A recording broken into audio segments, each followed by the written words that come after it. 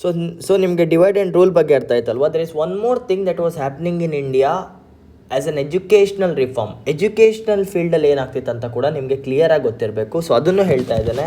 In the year 1835 lord Macaulay, ಮಹಾನ್ ಭಾವ called as lord Macaulay, introduced English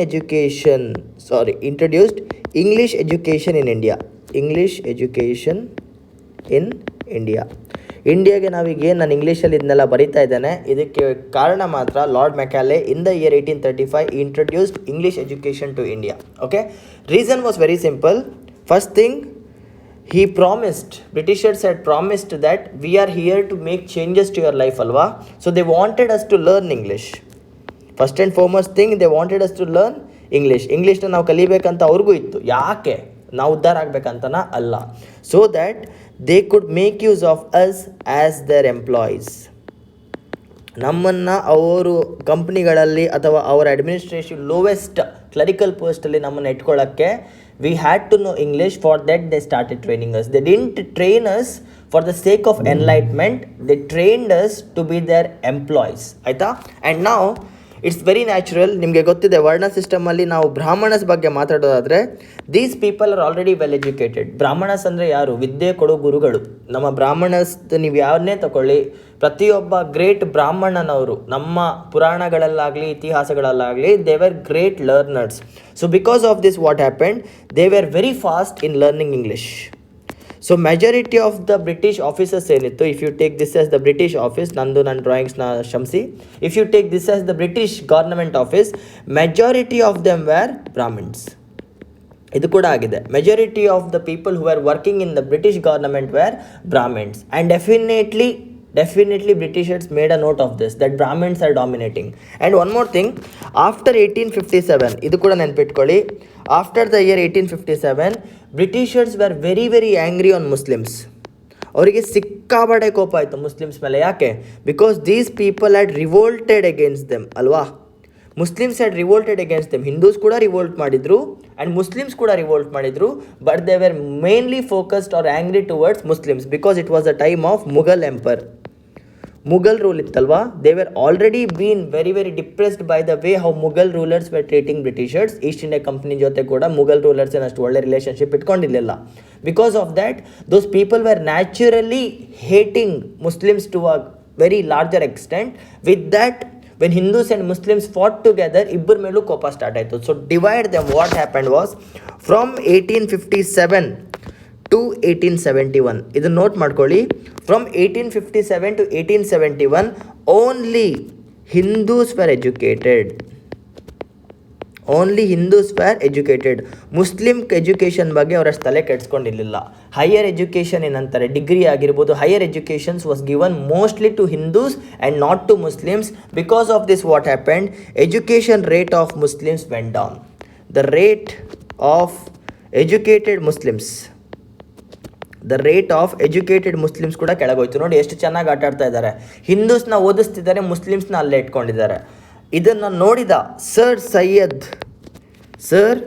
Syed Ahmad Khan, ಇದನ್ನು observe ಮಾಡಿದ್ದ ಸರ್ ಸೈಯದ್ ಅಹಮದ್ ಖಾನ್ ಅವರು ಸ್ವಂತವಾಗಿ ಒಂದು ಯೂನಿವರ್ಸಿಟಿನ ಎಸ್ಟಾಬ್ಲಿಷ್ ಮಾಡ್ತಾರೆ, ಒಂದು ಕಾಲೇಜ್ನ ಎಸ್ಟಾಬ್ಲಿಷ್ ಮಾಡ್ತಾರೆ. The name of that college to promote the education of Muslims, sir Syed Ahmad Khan establishes a college called as Mohammedan spelling ನಂಗೆ ಕರೆಕ್ಟಾಗಿ ಬರಲ್ಲ, Mohammedan Anglo Oriental college. He establishes Mohammedan Anglo-Oriental College in the year 1875. ಮುಸ್ಲಿಮ್ಸ್ನ ಓದಿಸ್ಬೇಕನ್ನೋ ಆಸೆಯಿಂದ 1875 sir Syed Ahmad Khan ಅವರು Mohammedan Anglo Oriental ಕಾಲೇಜ್ನ establish ಮಾಡ್ತಾರೆ. And right now we know this same college as one of the famous colleges of India, Aligarh university. ನಾವೇನು Aligarh university ಅಂತ ಹೇಳ್ತೇವಲ್ವಾ, the founder of this university was sir Syed Ahmad Khan, which was introduced in the year 1875 to promote the education of Muslims. So 1875 ಇಂದ even Muslim community started becoming well educated, and this is the place where two nation theory was produced. ಅದೇ India should be split into two parts, Pakistan and India ಅಂತ ಏನಿತ್ತು, Muslim and Hindu societies. That ideology was generated in this college only. Aligarh ಯೂನಿವರ್ಸಿಟಿಯಲ್ಲೇ first time ಆ ideology ಹೊರಗೆ ಬಂದಿದ್ದು. Greatest leaders are graduates of this university. Muslim ಲೀಗಲ್ ಬರುವಂಥ majority of the leaders are graduated from Aligarh university. ಯಾಕಂದರೆ it is Muslim college, ಮುಸ್ಲಿಮ್ಸ್ಗೋಸ್ಕರ ಮಾಡಿದಂಥ ಒಂದು ಕಾಲೇಜ್. ಸೊ ಬೈ ನಾವು both Hindus and Muslims were getting educated. Both Hindus and Muslims were getting educated. But ನಾವು ಅರ್ಥ ಮಾಡ್ಕೊಳ್ಳಿ, ರೀಸನ್ ಇಷ್ಟು ಅರ್ಥ ಆಗಿದೆ ಅಂತ ಅಂದ್ಕೊಳ್ತೇನೆ. ನಾವು from 1875 both Hindus and Muslims are getting educated in which language? English language, ಇಂಗ್ಲೀಷಲ್ಲಿ. ನಾವು understand the reason why Britishers brought English language was one, so that translators ಸಿಗ್ತಾರೆ, they could have some translators to talk with the native rulers. ಇಲ್ಲಿ Indians ಇಂಗ್ಲೀಷ್ನ ಕಲ್ತ್ರೆ ಬೇರೆಯವ್ರ ಜೊತೆ communicate ಮಾಡೋಕ್ಕೆ easy ಆಗ್ತಿತ್ತು. Second one, if in case Britishers wanted to bring the people from England to work in India, ಇಂಗ್ಲೆಂಡಲ್ಲಿರುವಂಥ ಸಿಟಿಸನ್ಸ್ನ ತಗೊಬಂದು ಇಂಡಿಯಾದಲ್ಲಿ ಕೆಲಸ ಮಾಡಿಸ್ಬೇಕಂತ ಇದ್ದರೆ they should have paid highest salary ಜಾಸ್ತಿ ಕೊಡಬೇಕಿತ್ತು. ಬಟ್ ಇವ್ರೇನು ಮಾಡಿದ್ರು, ಇಂಡಿಯನ್ಸ್ನೇ ಟ್ರೈನ್ ಮಾಡಿ ಕಮ್ಮಿ ಸ್ಯಾಲರಿಗೆ ಎಂಪ್ಲಾಯೀಸ್ನ ಹುಡುಕೊಂಡ್ರು. The reason why English education was introduced, ಅರ್ಥ ಮಾಡ್ಕೊಳ್ಳಿ.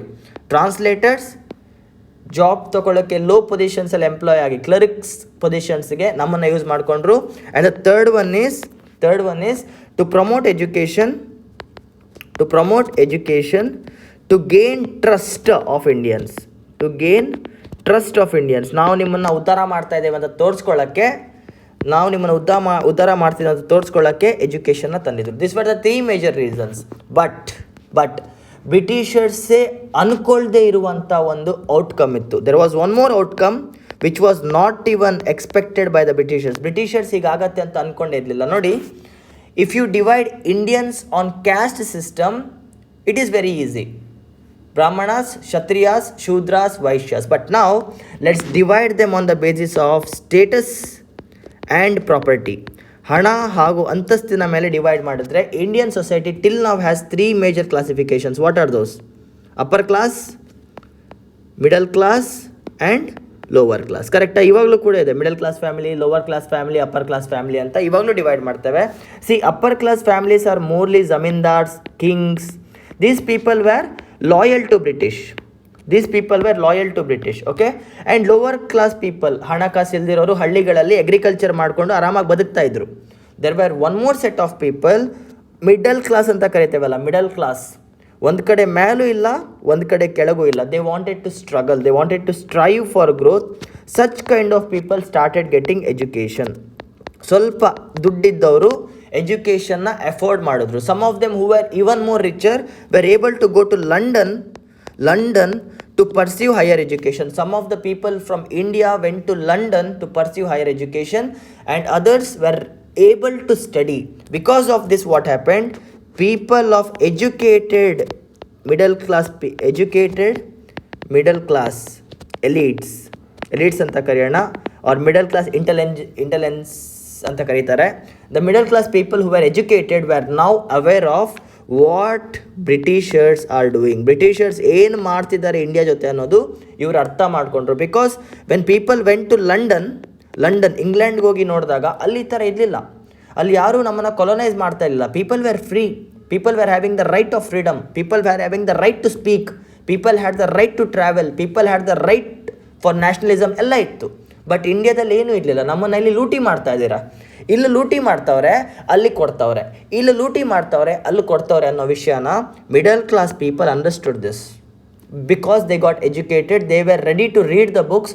When they read the books like socialism ಮೇಲೆ ಬುಕ್ ಓದಿದ್ರು, ಇಂಡಿಪೆಂಡೆನ್ಸ್ ಮೇಲೆ ಬುಕ್ ಓದಿದ್ರು, and they also read justice ಅಂದರೆ ಏನು, ಎಲ್ಲ ವಿಷಯನ ತಿಳ್ಕೊಳ್ತಾ ಹೋದ್ರು. Because they were educated. ಬುಕ್ಸ್ನ ಓದಿದ್ರೆ ಗೊತ್ತಾಗುತ್ತೆ, ಡೆಮೋಕ್ರಸಿ ಏನಂದ ಅಂತ ಗೊತ್ತಾಯಿತು, ಡಿಕ್ಟೇಟರ್ಶಿಪ್ ಅಂದರೆ ಏನಂತ ಗೊತ್ತಾಯಿತು, ಸಪ್ರೆಷನ್ ಅಂದರೆ ಏನಂತ ಗೊತ್ತಾಯಿತು, ಆ್ಯಂಡ್ ಇದೇನಂತಾರಲ್ಲ ಎಲ್ಲ ಒಂದೊಂದು ಪದದ ಮೀನಿಂಗ್ ಅರ್ಥ ಮಾಡ್ಕೊಳ್ತಾ ಹೋದರು. How England is and how India is are 2 different things ಅನ್ನೋದು ಅರ್ಥ ಆಗಿದ್ದು ಮಿಡಲ್ ಕ್ಲಾಸ್ ಇಂಟೆಲಿಜೆನ್ಸ್ಗೆ. ಇದನ್ನು ನೆನ್ಪಿಟ್ಕೊಳ್ಳಿ. This is the founding seed. ಇದನ್ನು ಬೀಜ ಅಂತ ಹೇಳ್ಬೋದು. Education was the seed for independence. ಇದನ್ನು ಬ್ರಿಟಿಷರ್ಸ್ ಅವರು ಅಂದ್ಕೊಂಡೇ ಇಲ್ಲ ಹಿಂಗಾಗತ್ತೆ ಅಂತ, ಬಟ್ ಅದಾಗೋಯ್ತು. The education that they introduced in 1835 became the seed for our independence. ಇದನ್ನು ನೆನ್ಪಿಟ್ಕೊಳ್ಳಿ, ಯಾಕೆ ಅಂತ ಮುಂದೆ ಹೇಳ್ತಾ ಹೋಗ್ತಾನೆ. ಓಕೆ, ಎಜುಕೇಷನ್ ಬಗ್ಗೆ ಒಂದು ಐಡಿಯಾ ಬಂದಿದೆ ಅಂತ ಅಂದ್ಕೊಳ್ತಾನೆ. In 1835, English education was introduced so that they could get cheap labor. ಕಮ್ಮಿ ಪ್ರೈಸಲ್ಲಿ ಒಳ್ಳೆ ಕೂಲಿಗಳು ಸಿಗಲಿ ಅಂತ ಮಾಡಿದ್ದು. But the negative impact was educated people of India came to know the true intentions of Britishers. ಅವ್ರು ನಮ್ಮನ್ನು ಉದ್ಧಾರ ಮಾಡ್ತಾ ಇಲ್ಲ, ನಮ್ಮನ್ನು ನಾಶ ಮಾಡ್ತಿರೋದು ಅಂತ ಕೂಡ ಇವರಿಗೆ ಕ್ಲಿಯರಾಗಿ ಅರ್ಥ ಆಗ್ತಾ ಹೋಯಿತು. ಆ್ಯಂಡ್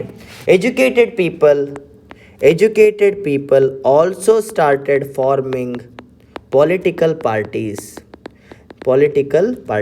ಎಜುಕೇಟೆಡ್ ಪೀಪಲ್ ಇದ್ದಾರಲ್ವ, ಈಗ ಜ್ಞಾನ ಇರುವಂಥವ್ರು, ಇವರು ತಮ್ಮಲ್ಲಿರೋ ಜ್ಞಾನನ ಸಾಮಾನ್ಯ ಪ್ರಜೆಗಳಿಗೆ ತುಂಬಿಸೋಕ್ಕೆ they started creating the political ಪಾರ್ಟೀಸ್ನ ಕ್ರಿಯೇಟ್ ಮಾಡ್ತಿದ್ರು, ಈವೆಂಟ್ಸ್ನ ಕ್ರಿಯೇಟ್ ಮಾಡ್ತಿದ್ರು, ಆಮೇಲೆ ಭಾಷಣ ಕೊಡ್ತಾಯಿದ್ರು. ಫಾರ್ ಎಕ್ಸಾಂಪಲ್, ನರೇಂದ್ರ ಮೋದಿ ಅವ್ರ ಸ್ಪೀಚ್ನ ಇಮ್ಯಾಜಿನ್ ಮಾಡ್ಕೊಳ್ಳಿ. ಆ ಜಾಗದಲ್ಲಿ ಎಜುಕೇಟೆಡ್ ಪರ್ಸನ್ ನಿಂತ್ಕೊಂಡು ಆಗಿನ ಕಾಲದ ಜನಕ್ಕೆ ಪ್ರವಚನ ನೀಡ್ತಾ ಇದ್ರು, ನಮ್ಮನ್ನು ಲೂಟಿ ಮಾಡ್ತವ್ರೆ, ಅದು ಮಾಡ್ತವ್ರೆ, ಇದು ಮಾಡ್ತವ್ರೆ ಅಂತ. ದ ಫಸ್ಟ್ ಪೊಲಿಟಿಕಲ್ ಪಾರ್ಟಿ ಅನ್ನೋದಕ್ಕಿಂತ social reform party that was established was in 1870. ಇದನ್ನು ಪೂನಾ ಸಾರ್ವಜನಿಕ ಸಭಾ ಅಂತ ಕರೀತಾರೆ. ಸಾರ್ವಜನಿಕ್ ಸಭಾ. This was established in 1870.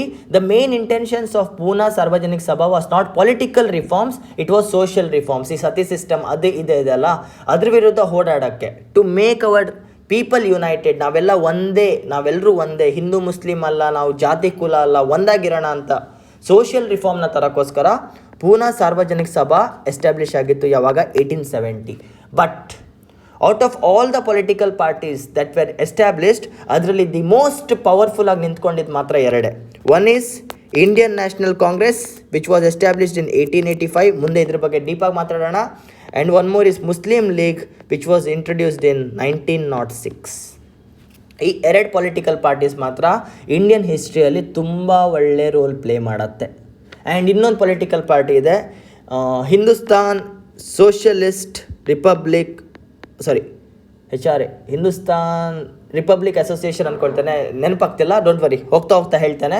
This was created by Chandrashekhar Azad and supported by Bhagat Singh. HSRA ಅಂದ್ಕೊಳ್ತಾನೆ, ಫುಲ್ ಫಾರ್ಮ್ ನೆನಪಾಗ್ತಿಲ್ಲ, ಡೋಂಟ್ ವರಿ, ಮುಂದೆ ವೀಡಿಯೋದಲ್ಲಿ ಹೇಳ್ತಾ ಹೋಗ್ತಾನೆ ಇದ್ರ ಬಗ್ಗೆ.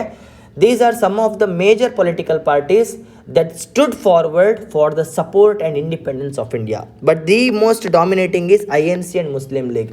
ಇವಾಗೇನು ನಮ್ಮ ರಾಹುಲ್ ಗಾಂಧಿ ಅವರು ಹ್ಯಾಂಡಲ್ ಮಾಡ್ತಾ ಇದ್ದಾರಲ್ವಾ, Indian National Congress, this was founded in the year 1855. This is one of the most dominating political parties in the history of India. ಯಾರ್ಯಾರು ಗ್ರೇಟೆಸ್ಟ್ ಪ್ರೈಮ್ ಮಿನಿಸ್ಟರ್ಸ್ ಇದ್ದಾರೆ, ಜವಾಹರ್ಲಾಲ್ ನೆಹರು ಆಗಿರ್ಬೋದು, ಸರ್ದಾರ್ ವಲ್ಲಭಾಯ್ ಪಟೇಲ್ ಅವರಾಗಿರ್ಬೋದು, ಮಹಾತ್ಮ ಗಾಂಧಿ ಆಗಿರ್ಬೋದು, ಇಲ್ಲ ಇವರು ಲಾಲ್ ಬಾಲ್ ಪಾಲ್ ಆಗಿರ್ಬೋದು, ಆ್ಯಂಡ್ ಇವರು ಅರವಿಂದ ಘೋಷ್ ಆಗಿರ್ಬೋದು, ಈವನ್ ಗೋಪಾಲಕೃಷ್ಣ ಗೋಖಲೆ ಅವರಾಗಿರ್ಬೋದು, the greatest freedom fighters, even Subhash Chandra Bose ಅವರೇ ಆಗಿರ್ಬೋದು, the greatest freedom fighters were a part of INC. Bal Gangadhar Tilak ಅವರು ಕೂಡ ಇದರಲ್ಲೇ ಬರ್ತಾರೆ. ಆ್ಯಂಡ್ ಮುಸ್ಲಿಂ ಲೀಗ್ ಬಗ್ಗೆ ಮಾತಾಡೋಣ. So I am telling you that after getting educated people started forming political groups to make sure they educate the Indians. ಇದನ್ನು ಅರ್ಥ ಮಾಡ್ಕೊಳ್ಳಿ. ಎಜುಕೇಷನಿಂದ ಆಗಿರುವಂಥ ಎರಡು ಡ್ರಾಬ್ಯಾಕ್ಸ್ ಬ್ರಿಟಿಷರ್ಸ್ಗೆ ಏನಂದರೆ, first one educated people understood the intentions of Britishers. ಆ ಇಂಟೆನ್ಷನ್ಸ್ನ ಪ್ರಪೋಗೇಟ್ ಮಾಡೋಕ್ಕೆ ದೆ ಸ್ಟಾರ್ಟೆಡ್ ಫಾರ್ಮಿಂಗ್ ಪೊಲಿಟಿಕಲ್ ಪಾರ್ಟೀಸ್. ಇದನ್ನು ಅರ್ಥ ಮಾಡ್ಕೊಳ್ಳಿ. ಆ್ಯಂಡ್ ನಾವು let start with one of the most famous political party ಬಗ್ಗೆ ಮಾತಾಡ್ತಾ ಇದ್ದೇನೆ. ಇದ್ರ ಮೇಲೆ ನಾನು ವಿಡಿಯೋ ಮಾಡಿದ್ದೇನೆ. ಪ್ಲೀಸ್ ಈ ವಿಡಿಯೋನ ಪಾಸ್ ಮಾಡಿ ಅದನ್ನು ನೋಡ್ಕೊಬನ್ನಿ. ಈ ವಿಡಿಯೋ ಇದೆ ನನ್ನ ಯೂಟ್ಯೂಬ್ ಚಾನಲಲ್ಲಿ, that is Indian National Congress. ಇದ್ರ ಬಗ್ಗೆ ಒಂದು ಐಡಿಯಾ ಕೊಡ್ತೇನೆ. ಇಂಡಿಯನ್ ನ್ಯಾಷನಲ್ ಕಾಂಗ್ರೆಸ್ ಜಾಸ್ತಿ ಹೇಳಲ್ಲ, ವೆರಿ ಕ್ವೈಟಾಗಿ ಹೇಳ್ತೇನೆ. ಇನ್ ಡೆಪ್ತಾಗಿ ಇಂಡಿಯನ್ ನ್ಯಾಷನಲ್ ಕಾಂಗ್ರೆಸ್ ಬಗ್ಗೆ ಗೊತ್ತಾಗಬೇಕಂದ್ರೆ ವಿಡಿಯೋ ಇದೆ ಯೂಟ್ಯೂಬ್ ಚಾನಲಲ್ಲಿ, ಅದನ್ನು ನೋಡಿ. In a very simple manner, Indian National Congress was established in the year 1885. 1885 ಅಲ್ಲಿ ಎಸ್ಟಾಬ್ಲಿಷ್ ಮಾಡ್ತಾರೆ.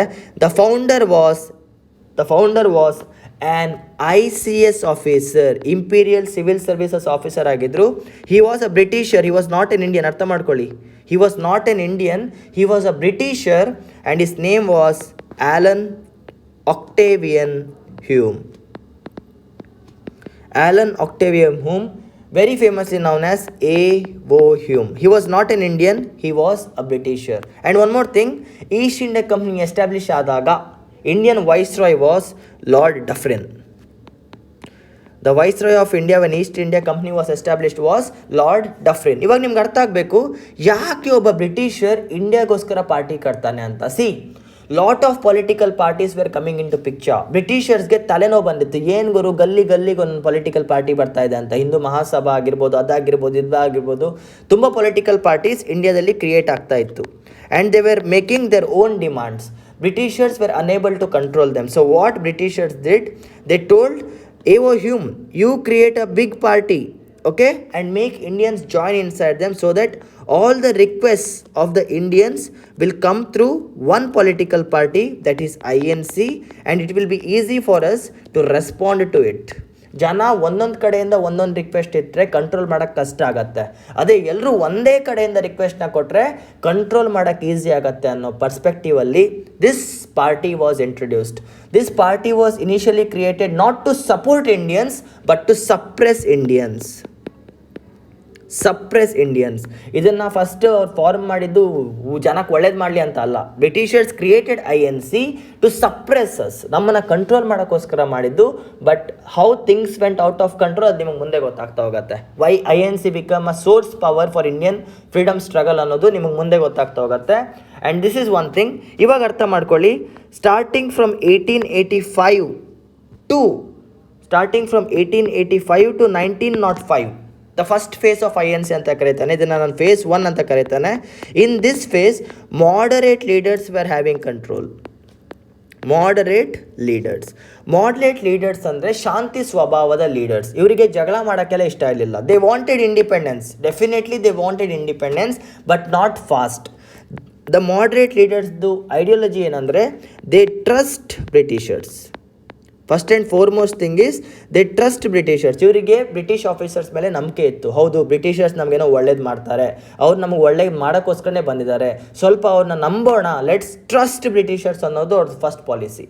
ಸೆಕೆಂಡ್ ಒನ್, ಏನಾದರೂ ಬ್ರಿಟಿಷರ್ಸಿಂದ ಮಾಡಿಸ್ಕೋಬೇಕಂತ ಇದ್ದರೆ they use to prefer petitions ಅಂದರೆ ಒಂದು ಡಾಕ್ಯುಮೆಂಟಲ್ಲಿ ಅವ್ರು ರಿಕ್ವೆಸ್ಟ್ನ ಬರೆದು ಬ್ರಿಟಿಷ್ ಆಫೀಸರ್ಸ್ಗೆ ಸರ್ ಇದು ಮಾಡಿಕೊಡಿ ಸರ್ ಅಂತ ಕೇಳೋದು. ಇಲ್ಲಾಂದರೆ ಪ್ರೇಯರ್ ಅಂದರೆ ರಿಕ್ವೆಸ್ಟ್, ಸರ್ ನೀವೇ ದೇವರು ಸರ್, ಪ್ಲೀಸ್ ಸರ್ ಬನ್ನಿ ಸರ್ ಹೆಲ್ಪ್ ಮಾಡಿ ಅಂತ ಕೇಳೋದು. Or else protest. These are the 3 ideologies. Protest ಅಂದರೆ ಕಲ್ಲು ಹೊಡೆಯೋದಲ್ಲ. ಇಲ್ಲಿ moderate leaders supported non violence. ನೆನ್ಪಿಟ್ಕೊಳ್ಳಿ, moderate leaders supported non-violence. The maximum those people would do was boycott ಅಂದರೆ ಇಂಡಿಯನ್ ಪ್ರಾಡಕ್ಟ್ಸ್ನ ಯೂಸ್ ಮಾಡಿ ಇಂಗ್ಲೆಂಡ್ ಪ್ರಾಡಕ್ಟ್ಸ್ನ ಯೂಸ್ ಮಾಡಬೇಡಿ, let's stop using the England products, British products, let's support make in India ಅಂತ ಹೇಳೋದೇನಿದೆ, that kind of protest, a non violent protest. So the 3 ideologies of moderate leaders are petitions, prayer and protest. PPP ಅಂತ ನೆನ್ಪಿಟ್ಕೊಳ್ಳಿ. And one of the major drawbacks for moderate leaders was they trusted Britishers. Now when you people are going to a lion and saying I trust you, ನನ್ನ ತಿನ್ನಬೇಡ ಅಂದರೆ ತಿನ್ನತ್ತೆ, but ಮೆಲ್ಲವಾಗಿ ತಿಂತಿತ್ತು. It was they were easily able to take care of moderate leaders. But contribution ಏನಪ್ಪ ಅಂತ ಕೇಳಿದ್ರೆ, contribution ಅನ್ನೋದಕ್ಕಿಂತ the demands of moderate leaders ಏನಂತ ಕೇಳಿದ್ರೆ, the first demand was Imperial Civil Services. ಅದೇ UPSC ಅಂತ ನಾವೇನು ಕರಿತೀವಿ, ಯೂನಿಯನ್ ಪಬ್ಲಿಕ್ ಸರ್ವಿಸ್ ಕಮಿಷನ್. ಇವಾಗ ಇಂಪೀರಿಯಲ್ ಸಿವಿಲ್ ಸರ್ವಿಸಸ್ ಎಕ್ಸಾಮ್ ಏನಿತ್ತು, this was only conducted in England. ಆವಾಗ ಇಂಪೀರಿಯಲ್ ಸಿವಿಲ್ ಸರ್ವಿಸಸ್ ಎಕ್ಸಾಮ್ ಏನಿತ್ತು, it was only conducted in England. ನಾನೊಬ್ಬ Indian ಆಗಿ ನನ್ನ ದೇಶಕ್ಕೆ IAS ಆಫೀಸರ್ ಆಗಿ ಸೇವೆ ಸಲ್ಲಿಸಬೇಕಂತ ಇದ್ದರೆ I have to go to England to give the exam. So the first and foremost request they had was, sir ಎಕ್ಸಾಮ್ನ ಇಂಗ್ಲೆಂಡ್ ಆ್ಯಂಡ್ ಇಂಡಿಯಾ ಎರಡರ ಕಡೆನೂ ಕಂಡಕ್ಟ್ ಮಾಡಿ ಅಂತ ರಿಕ್ವೆಸ್ಟ್ ಮಾಡಿದ್ರು. They requested the exam to be there in both England and India. As the time moved forward, this demand was fulfilled. The first successful completion was Imperial Civil Services. So the UPSC exam ಏನಿದೆ, it was conducted only in London, but due to the request or the efforts of moderate leaders, it was conducted simultaneously in both England and India. The second demand was, nodi, if you people remember Indian Councils Act of 1861, ನೆನಪಿದೆಯಾ, ಮರ್ತೋಯ್ತಾ? That is, Indians were now nominated to Imperial Legislative Council of India. ಅಂದರೆ legislative ಕೌನ್ಸಿಲಲ್ಲಿ they were nominated. ನೆನಪಿದೆಯಾ? 3 people were nominated. ಯಾರ್ಯಾರು? Raja of Banaras, Maharaja of Patiala, Sir Dinkar Rao. ನೆನಪಿದೆಯಾ? Sir Dinkar Rao ಹೇಳಿದ್ದೆ, ಸ್ವಲ್ಪ ಹಿಂದೆ ಹೇಳಿದ್ದೆ ಇದನ್ನ. These 3 people were nominated. See what was happening? Viceroy of India, a British officer, was always nominating the people who were always supporting Britishers. Britishers against ಇರೋ ಅಂಥವ್ರನ್ನ ಯಾರನ್ನೂ ಕೂಡ ಲಾ ಮೇಕಿಂಗ್ ಅಥಾರಿಟಿಯಾಗಿ ಇಂಪ್ಲಿಮೆಂಟ್ ಮಾಡಲಿಲ್ಲ. So the important demand, the second important demand of the moderate leaders was to bring elections and remove nominations. Elections and remove nominations ಅಂದರೆ elections, ಈ imperial legislative ಕೌನ್ಸಿಲಲ್ಲಿ ಕೂತ್ಕೊಳ್ಳುವಂಥ ಜನ ಏನಿದ್ದಾರೆ ಅವ್ರನ್ನ ನೀವು ನಾಮಿನೇಟ್ ಮಾಡಬೇಡಿ, ನಾವು ಎಲೆಕ್ಟ್ ಮಾಡ್ತೇವೆ ಅಂತ ಹೇಳಿದ್ರು. As a result of this non official members, ಅದೇ ದ ಪೀಪಲ್, ಅದೇ ಕೈಗ ಏನೋ ಅಂತಾರಲ್ಲ, ಜಸ್ಟ್ ಕೈ ಗೊಂಬೆ ಥರ ಇವ್ರು ಹೋಗಲ್ಲಿ ಕೂತ್ಕೊಳ್ತಿದ್ರು ಈ 3 ಜನ ಅಂತ. Such kind of non official members who had no power to vote or to question, such non official members were now elected, not nominated anymore, were now elected by indirect elections. ನಾವೀಗ ಕೇಳ್ಬೋದು, sir indirect elections ಅಂದರೆ ಏನಂತ? ಪ್ರತಿಯೊಬ್ಬರಿಗೂ vote ಮಾಡೋ ಅಧಿಕಾರ ಇಲ್ಲ. ಜಮೀನ್ದಾರ್ಸ್ಗಾಗಿರಲಿ, educated ಪೀಪಲ್ಗಾಗಿರಲಿ, rich ಪೀಪಲ್ಗಾಗಿರಲಿ, British ಪಾರ್ಲಿಮೆಂಟ್ಗೆ ಯಾವನ್ support ಮಾಡ್ತಿದ್ದಲ್ಲ ಅಂಥವ್ರನ್ನ ಕರೆಸಿ ವೋಟಿಂಗ್ ನಡೆಸ್ತಾ ಇದ್ರು. ಇವಾಗ ಹೇಳಿ, ಅವನು ನಮಗೆ ವೋಟ್ ಹಾಕ್ತಾನ, ಬ್ರಿಟಿಷ್ ಆಫೀಸರ್ಸ್ಗೆ ವೋಟ್ ಹಾಕ್ತಾನೆ, ಅವ್ರ ಕಡೆಯವ್ರಿಗೆ ವೋಟ್ ಹಾಕ್ತಿದ್ದ. So the people who are going to legislative council was also loyal to Britishers. This didn't make much difference. Okay, and the next one is expansion ಆಯಿತು. ಎಕ್ಸ್ಪಾನ್ಷನ್ ಅಂದರೆ ಏನು? Initially 1861 this is 1892. Okay, this thing was done in 1892. One act was passed, Indian, ಇಲ್ಲಿ ಬರೀತಾನೆ, 1892 ಅಲ್ಲಿ due to the request of moderate leaders one act was passed, that is Indian Councils Act. ಹೇಳೋದು ಮಾಡ್ತಾ ಇತ್ತು. Indian Councils Act was passed. In this, the first demand that was fulfilled was indirect elections. No more nomination, ಇನ್ಮೇಲೆ indirect election ಆಗತ್ತೆ ಅಂತ ಹೇಳಿದ್ರು. The second one was 1861 ಅಲ್ಲಿ ನಿಮಗೆ ನೆನಪಿದ್ರೆ unofficial member size ಎಷ್ಟಿತ್ತು? Minimum was 6 members, maximum was 12 members. 6 to 12 members could be nominated by Viceroy of India, but now the size got expanded. Minimum 10 ಆದರು, maximum 16 ಆದರು. So now minimum of 10, maximum of 16 could be elected to Imperial Legislative Council. ಇದನ್ನು ನೆನ್ಪಿಟ್ಕೊಳ್ಳಿ. This is also a contribution of the moderate leader.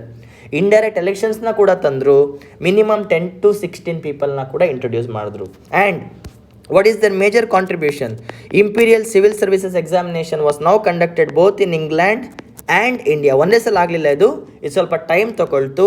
And the fourth important demand was reduction of military expenditure. ಅಂದರೆ Indians ದುಡ್ಡನ್ನ, ನಮ್ಮ ದುಡ್ಡನ್ನ ತೊಗೊಂಡೋಗಿ ಅವ್ರು military ಮೇಲೆ ಹಾಕ್ತಾಯಿದ್ರು, wars ಮೇಲೆ ಯೂಸ್ ಮಾಡ್ತಿದ್ರು. ನಮ್ಮ ದುಡ್ಡನ್ನ ತೊಗೊಂಡೋಗಿ ಆರ್ಮಿ ಮೇಲೆ ಯೂಸ್ ಮಾಡ್ತಿದ್ರು. ಜನರಲ್ ವೆಲ್ಫೇರ್ಗಿಂತ ಜಾಸ್ತಿ they were implementing hour money on army. So moderate leaders wanted a reduction in the expenditure of army. Army ಮೇಲೆ ದುಡ್ಡು ಹಾಕಬೇಡಿ ಸರ್, ಜನರ ಮೇಲೆ ಹಾಕಿ ಅಂತ ಕೇಳಿದ್ರು. So the 4 important demands that were successful by moderate leaders are: first one, imperial civil services examination to be conducted in England and India. Second one, ಈ ನಾಮಿನೇಷನ್ಸ್ನ ತೆಗೆದಾಕಿ ಇಂಪೀರಿಯಲ್ ಲೆಜಿಸ್ಲೇಟಿವ್ ಕೌನ್ಸಿಲ್ಗೆ ಎಲೆಕ್ಷನ್ಸಿಂದ ಎಲೆಕ್ಟ್ ಮಾಡಿ ಅಂತ ಹೇಳಿದ್ರು. ಈಗ ಎಂ ಪಿಗಳೇನು ನಮ್ಮ ಸೆಂಟ್ರಲ್ ಗೌರ್ಮೆಂಟಲ್ಲಿ ಕೂತ್ಕೊಂಡಿದ್ದಾರೆ, they are going there through elections ಅಲ್ವಾ, ಜನ ವೋಟ್ ಮಾಡ್ತಾರೆ. ಅದೇ ಥರ ಆ ಪಾರ್ಲಿಮೆಂಟ್ಗೆ, ಇಂಡಿಯನ್ ಲೆಜಿಸ್ಲೇಟಿವ್ ಕೌನ್ಸಿಲ್ಗೆ ಹೋಗುವಂಥ ನಮ್ಮ ರೆಪ್ರೆಸೆಂಟೇಟಿವ್ಸ್ ನಾಮಿನೇಟೆಡ್ ಆಗಿರಬಾರ್ದು, ಎಲೆಕ್ಟೆಡ್ ಆಗಿರಬೇಕಂತ ಹೇಳಿದ್ರು. As a result of this, indirect elections was given. That is the people with higher status were given the right to vote. Since those people were loyal to Britishers, loyal people were getting voted there. Okay, ನಿಯತ್ತಾಗಿರೋರು ಹೊರಗೆ ಬರ್ತಾ ಇದ್ರು. And the size of the legislative council, unofficial size of Indians, was increased from 10 to 16. This was done using 1892 Indian Councils Act. And the other important demand that was kept was, Namma Indians dudna, please don't use it more on military expenditure, but please use it on welfare of Indians. welfare of Indians. So these are the 4 major contributions of moderate leaders. Moderate leaders ಇದು ಒಂದು greatest contribution. ನೋಡಿ, ಒಂದೇ ಸಲ ನಾನು 1892 ಬಂದಿದ್ದೇನೆ, ಬೇಜಾರು ಮಾಡ್ಕೋಬೇಡಿ, but there was nothing happening big in this. ಈ ಟೈಮ್ ಪೀರಿಯಡಲ್ಲಿ ಏನು ಜಾಸ್ತಿ ಆಗಿಲ್ಲ. ಸೊ 1885ಇಂದ 1905 ಆಗಿದ್ದು ಒನ್ ಮೇಜರ್ ಇನ್ಸಿಡೆಂಟ್ ಅಂದರೆ the Indian Councils Act of 1892. Somewhere here 1892 ಅಲ್ಲಿ ಇಂಡಿಯನ್ ಕೌನ್ಸಿಲ್ಸ್ ಆ್ಯಕ್ಟ್ ಪಾಸ್ ಆಗುತ್ತೆ. First Indian Council Act was passed in 1861. ನೆನ್ಪಿಟ್ಕೊಳ್ಳಿ, this is the foundation of Indian parliament and this was increasing their powers ಅಷ್ಟೇ. Initial ಆಗಿದ್ದು 1861ನಲ್ಲಿ first Indian Councils act. The second Indian Councils act happened ಇನ್ 1892. ನೋಡಿ, ಎಲ್ಲದನ್ನೂ connect ಮಾಡಿ ಹೋಗ್ತಾ ಇದ್ದೇನೆ. Please make proper notes of this. And these are the contribution of moderate leaders. ನಿಮ್ಗೆ ಇನ್ನೂ ಜಾಸ್ತಿ ಇನ್ಫಾರ್ಮೇಷನ್ ಬೇಕಂದರೆ ಇದೇ ಯೂಟ್ಯೂಬ್ ಚಾನಲಲ್ಲಿ ದ ಮಾಡರೇಟ್ ಫೇಸ್ ಅಂತ ಒಂದು ಯೂಟ್ಯೂಬ್ ವಿಡಿಯೋ ಇದೆ, ನಾನು ಮಾಡಿದ್ದೇನೆ. ಮಾಡರೇಟ್ ಫೇಸ್, ಪ್ಲೀಸ್ ಅಲ್ಲಿ ಹೋಗಿ ನೋಡಿ, ನಿಮಗೆ ಇನ್ನೂ ಸಿಕ್ಕಾಪಟ್ಟೆ ಜಾಸ್ತಿ ಇನ್ಫಾರ್ಮೇಷನ್ ಸಿಗತ್ತೆ. Okay, let's continue to next topic. Till ನಾವು what we have done is foundation. ಇವಾಗಿನವರೆಗೂ ನಾನು ಹೇಳ್ತಾ ಇರೋದೇನು, ಫೌಂಡೇಶನ್ ಆಫ್ ನ್ಯಾಷನಲಿಸಮ್. ಎಜುಕೇಷನಿಂದ ಏನಾಯಿತು, ಪಾಲಿಸೀಸ್ ಹೇಗಿತ್ತು, ಅಡ್ಮಿನಿಸ್ಟ್ರೇಷನ್ ಹೇಗಿತ್ತು, ನಮ್ಮ ಜನ ಹೇಗಿದ್ದರು, ಬ್ರಿಟಿಷರ್ಸ್ ಹೇಗೆ ಡಿವೈಡ್ ಆ್ಯಂಡ್ ರೂಲ್ ಮಾಡಿದ್ರು ಅಂತ ಔಟ್ಲೈನ್ ಕೊಟ್ಟಿದ್ದೇನೆ. From now on we will see how Britishers started taking control of India again.